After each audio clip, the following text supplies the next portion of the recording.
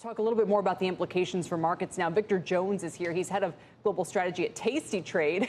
Victor, it's good to have you. So we were all remarking this morning about how you get a major headline like this, especially at a time of geopolitical uncertainty.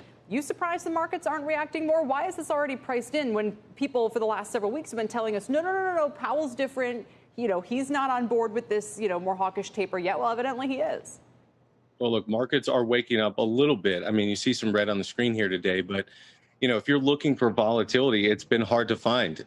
You look at the VIX and what it's telling you right now, even with the move here this morning, and it's telling you expect on even a large move, 1% on a daily basis. You look at last week and we moved 44 points throughout the entire week. That's less than 1% in an entire week. Now, you do have this week is option expiration. You might see a little bit more volatility here, but realized volatility is near 10%. So you have the VIX telling you to expect 17%, but on a realized basis, it's through the floor at 10%. And I think there's a couple of ways to think about that. One, portfolio insurance now is really, really cheap. And then two, if you want to continue to believe that markets can kind of climb this wall of worry, well, in the money call premium is relatively cheap here, and you can sell some out of the money premium against it. And that's a lot of what we've been talking about over the last week.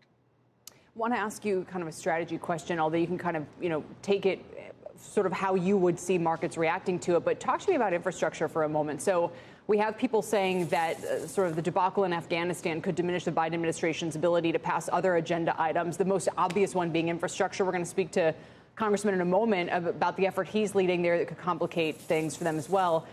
My question for you is, how important to you is fiscal policy? We started by talking about monetary policy. What about fiscal policy when it comes to the expectations and the general sort of calm environment you're describing that the market's in? Look, we're going to trade the volatility that we see. How important is it? I think it's important for the fact that, look, the markets have priced this in for a long time, but we haven't gotten a deal done. I think we're getting to maybe the 20 to 15 yard line. But I'm not quite certain that, pushing this out, additional negotiation is necessarily going to add additional volatility here into this market. There's a bunch of known unknowns here, and whether that's the taper timeline, whether it's the infrastructure package, whether it's geopolitical risk in this marketplace, the market has taken it in relative stride here. Even equity risk premiums being where they're at, the yield curve, lots of things here that are signaling maybe a little bit of a slowdown in growth. But, there's almost there is no alternative place. Where do you want to be here? Do you want to be in cash? Do you want to be in bonds? Do you want to be in China or some emerging markets given what's happening in the dollar? And for most people, the answer is no. So you see a lot of reluctant participation from U.S. equity participants here. And I don't see anything that's happening, at least so far this morning, as a reason to shake people out of that position.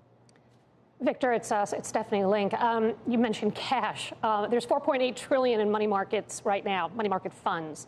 And so I'm wondering, do you think that's bullish? Do you think that there's pent up demand that's going to come into the market?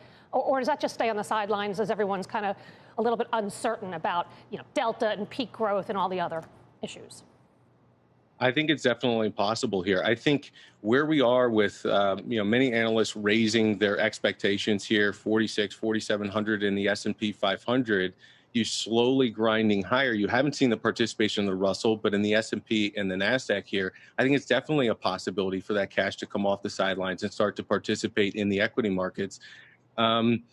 But, we haven't seen it to the extent that I think most people would have thought. I think a lot of people are out here calling for 10 to 15% corrections. The problem is when you have a lot of people expecting 10 to 15% corrections, you got a lot of people in there buying at 2 to 3% downsides. And, you largely don't get the corrections as expected.